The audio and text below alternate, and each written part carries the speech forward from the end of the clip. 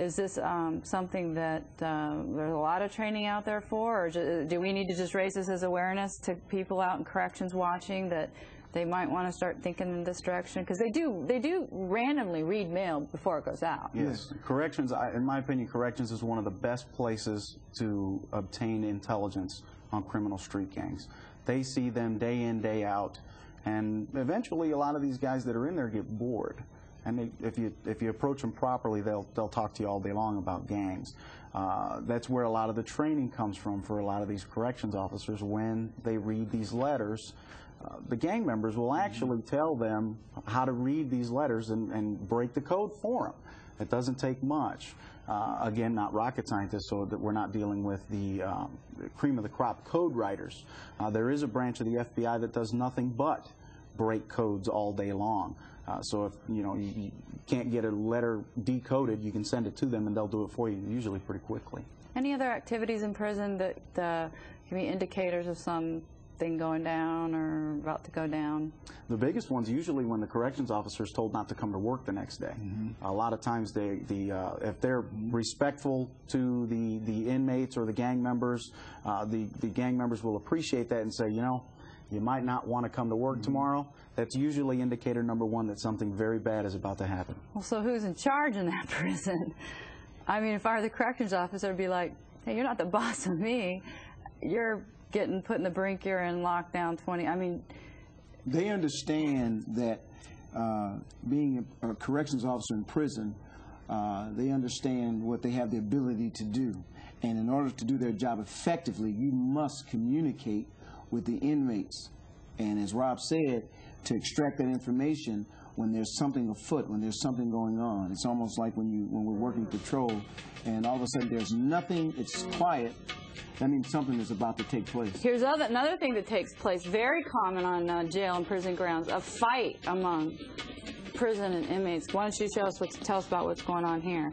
Here's this particular video is where there was some sort of beef between this gentleman in the looked like a rain jacket and a gentleman that came to hug him. In prison, there's loyalty, and then again, sometimes there isn't any loyalty. Something as simple as crossing the wrong line in the yard could trigger this type of an attack. So they've got their own territories and everything, just like they do out in the streets. They've got it all set up the same structure, right there. Yes, actually, in my opinion, I believe with the trends going on today with street gangs, the prison gangs actually have a lot more structure than what we're seeing out on the street. Here's some guys that are just working out, doing their exercises. Typical morning. As a gang goal, anybody is not in, all prisoners not in that yard doing that exercise. And as a regular prisoner, you can't just come in there. You have to be a member of that gang. You have to be a member of that gang to do those calisthenics. They're getting in shape. They're keeping themselves in shape, too. Yes. Well, violence associated with gangs brings up a whole other issue of officer safety. Harold, you have a segment now to show us of a reenactment that happened, of a real event that happened in Detroit, where 2 patrol officers tragically got caught in the crossfire with gangs, and they were just out on the street patrolling. Why don't you give us a quick intro, and then we'll play the tape. This tape is a reenactment that was done by Ken LaPlace. He did a reenactment of this particular incident where a drug dealer's family was kidnapped. And after the kidnap, some ransom was left, and the police were notified where the ransom was left and given a description of the vehicle that the persons who did the kidnapping were inside of. Okay, so let's take a look. 930? Yeah, we're following a blue custom van. We are at Shaner, westbound on Tacoma. He's going to be southbound on Shaner. It's a GMC. Vehicle may be involved in a abduction. Radio 99's with him. 99 is with him. Okay, coming up on Lyndhurst. And 10 seconds. Coming up on Grinder. Coming up on Grinder. And a lot of weapons. Going to be a lot of weapons. Coming up on Grinder. Going to be a lot of weapons in there. Radio 99 sure to keep rolling out the chase. Keep calling out. Keep calling out. Exactly. Good. We're going about 30 miles an hour. There's no plate. No plate. Shots fired. Shots fired.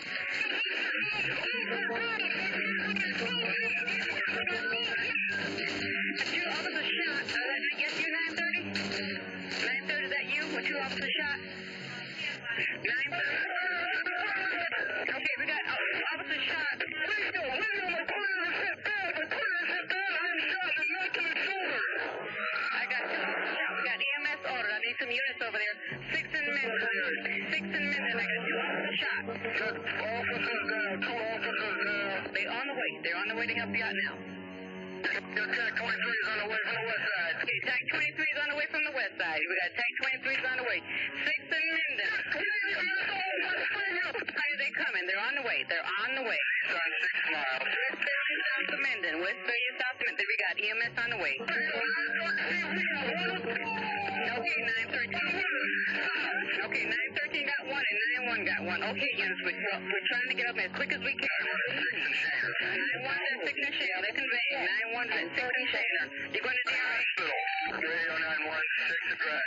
They're going to DRH. They're going to DRH. We got 913 and 91. Radio 91 going to St. John. Okay, 91 going to St. John units. We need to okay, 913 also going to St. John's. We don't know where the shot came from. We do know. As we're driving, Cronin gets on the air and says, I have additional information for him. So I call him at the station. He says they just made a ransom drop at Bringard and Shaner, and the guys are in a blue van, a blue conversion van.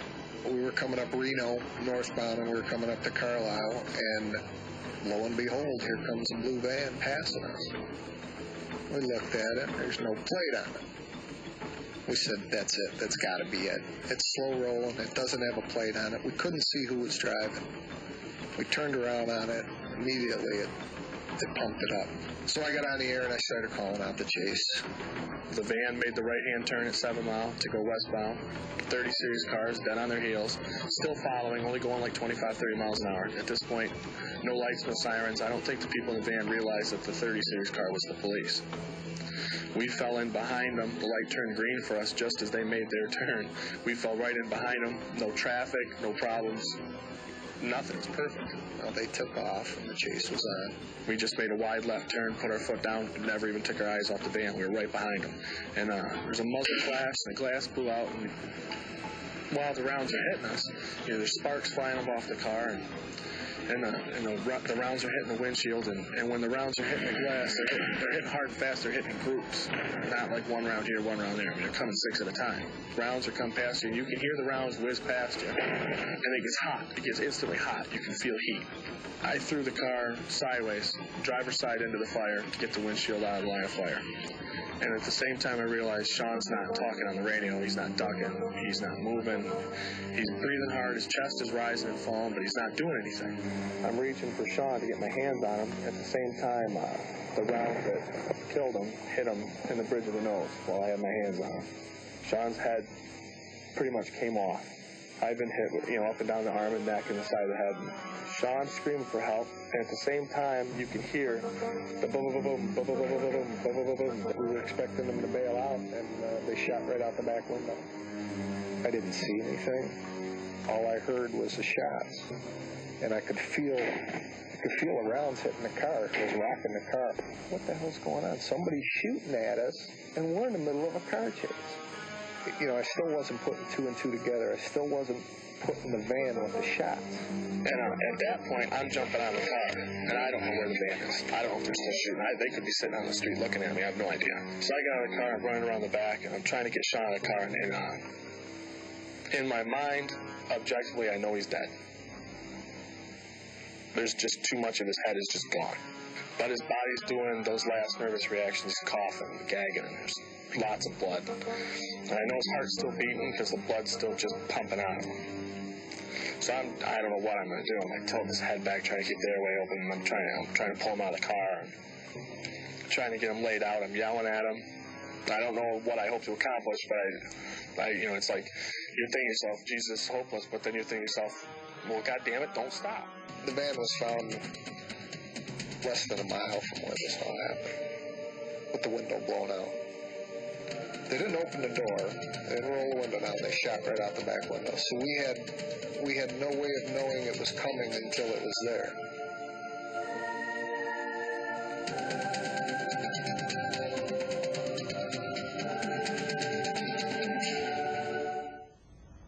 Officer Sean Brady's life tragically ending in 1998 in that shootout. As police officers, watching that has to affect you more than anybody else out there. Yes. Sean Bandy was a hard worker. dedicated police officer. And, you know, anytime a law enforcement officer is killed in the line of duty, it has a major effect on me personally. I've been involved in a situation where a police officer was killed right in front of me. And so incidences like this always have an effect on me. I go into a shutdown mode, I guess is what you call it. Robert? It's just a tragedy that happens. For something like that, you can't prepare for that. There's no way to train for that. Looking back at each time it happens, do you ever wonder what could we do to go forward and all the time? Unfortunately, we work in a job where things like this have to happen in order for us to learn from it. So. Well, thanks for sharing that with us. That was really well done. I understand that was shot in conjunction with something going on with the A&E and the Discovery Channel that'll be doing something maybe with you as well. So we look forward to seeing more of that. The first step, though, towards solving a problem is admitting that you have one. The city of Durham, North Carolina admits it has a gang problem. It isn't a small town. More than 192,000 people live in the city of Durham. It's only about 30 miles from the state capital in Raleigh. It is also home to the prestigious Duke University and Duke University Medical Center. Durham police investigator Jim Cartwright explains how his unit is trying to control the gangs. The city felt that there was a problem as far as our gang involvement, our gang violence. They wanted the police department to do something about it.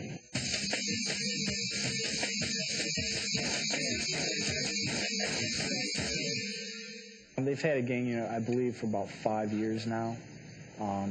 Just when about a year ago, a little over a year ago, that's when they made the unit from about an 8-member team to close to 30 officers now.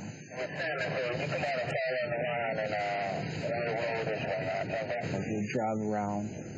If we see some of them gang members standing out on the corner, we'll get out and talk to them, find out what's going on. If we don't know who they are, get their names, write them down, take some pictures, and go about just like that, just so that we have their names and their faces, so we're able to put them in a database. There's a lot of guys in the unit. We're very approachable, especially on my team. And we get out there and we'll talk to people. It's not always getting in people's faces, yelling this and that. It's about talking to people, find out what's going on. In Durham, gangs and drugs go hand in hand. So not only are we acting as a gang unit, we're also acting as a drug unit. Crack cocaine is the drug of choice for everyone. It's easy to acquire, it's easy for them to sell, and they can make a real good profit, make some money. We have 2 major interstates running through our city limits. We have 85 running north and south. We have Interstate 40 running east and west. Because of that, a lot of drugs come in, and also it's a halfway point between Florida and New York on the East Coast, and I think that makes it a distribution stop for anything as far as drugs, guns, or anything like that. The uniform I have on, they know when we get out of our patrol cars and they see the gray T-shirts, they know that's the gang unit. And everyone kind of either calms down or will start to respect us because they know what we're capable of doing. But we have gotten a lot of compliments. I'll be walking through a shopping center and a lady or a man will come up to me and say, I saw some of you guys on your unit the other day. You guys were out arresting some guys on the corner. I appreciate it. It's for failure to appear. It ain't on the charge of possession of marijuana. It's for failing to appear on one of your court dates. Well, now is the perfect time to call a lawyer and introduce our next guest instructor, Nicholas Mooney from MCTFT, another one of our instructors on legal aspects of law enforcement. Nick's a former state prosecutor and now teaches for us, and he is in private practice. Welcome, Nick. Thank you, Cheryl. Thanks for being here. As we saw in that last package from Durham, I mean, definitely drugs and gangs go hand in hand. And that brings up a great time to talk about the legal aspects of arresting and prosecuting gang members. Suspected gang members. I have to use that word when a lawyer's around, but welcome, and I'm looking forward to what you have to bring to the table here. What this brings up is an important point, a point at which legally can an officer stop a person, especially a suspected gang member. And there are some legal laws and statutes that can help with this, and that's what you're about to take us through. Sure. Well, in a general sense, obviously, in this country, you can't just arrest someone because they're in a gang. Association or guilt by association is something that is not proper in this country, but the Fourth Amendment of the Constitution provides police officers with a tremendous amount of abilities to investigate criminal activity. As you see on our screen there, you have basically 4 different areas that a law enforcement officer could encounter a gang member or any citizen for that matter. And really what's, I think, important with this course today is you have to look at the first 2 sections of that is the mere encounter and the reasonable suspicion, because one of the things I think that gang members do differently than your normal criminal, if there's ever such a thing, is they will talk to you and they will allow you to gain information from them in a very conversational, a very consensual situation. And that's something that you can use later on down the road, either in prosecution or candidly in your future encounters with that gang member, so that when you get to that portion of reasonable suspicion, the areas where you want to be able to detain that gang member, not because he's a member of the gang, but because you have some well-founded belief that he's involved in criminal activity, you use all those little building blocks, all the things, the pictures you've taken, the insignias that are placed on the walls, the tattoos. You start that very methodically, building from that consensual encounter up to the point of having the right under the Terry decision, where you have facts and circumstances that allow you to keep that person there against their will, so that you can determine whether or not they are truly involved in criminal activity at that time, or have been involved in some criminal activity within the recent time frame, if you will, and go forward from there to start making your case to prosecute those gang members, because certainly that's the ultimate goal, is to take every piece of information that you gain from every encounter and every contact you have with that gang member, to use that later on down the road, so that you can try to eliminate that gang member in one big sweep and take them out of that community, so that the community can do what they want to do, and that is live in a free society where they don't have to worry about threats from the shootings of the random bullets. You know, the expression of bullets have no names is certainly something that applies in a gang situation. The gang members don't just kill themselves. They kill a lot of other people that have nothing to do with it, other than the fact that's where they live, where they happen to be walking down that particular street. So it's a very good building block in terms of the tools that the Supreme Court has given officers under the Terry decision, that allows an officer to engage these gang members based upon all of the activities that they've documented in the past, and they can now start to educate the courts, educate the prosecutors, and educate everyone that's involved in the chain, as they say, so that we understand who these people are, how it is we've identified them, and why we have this well-founded belief, or this articulable suspicion under the Terry case, which gives the officers the right to keep that person there to find out truly whether or not they're a law-abiding citizen, or whether they need to be investigated for some additional criminal activity.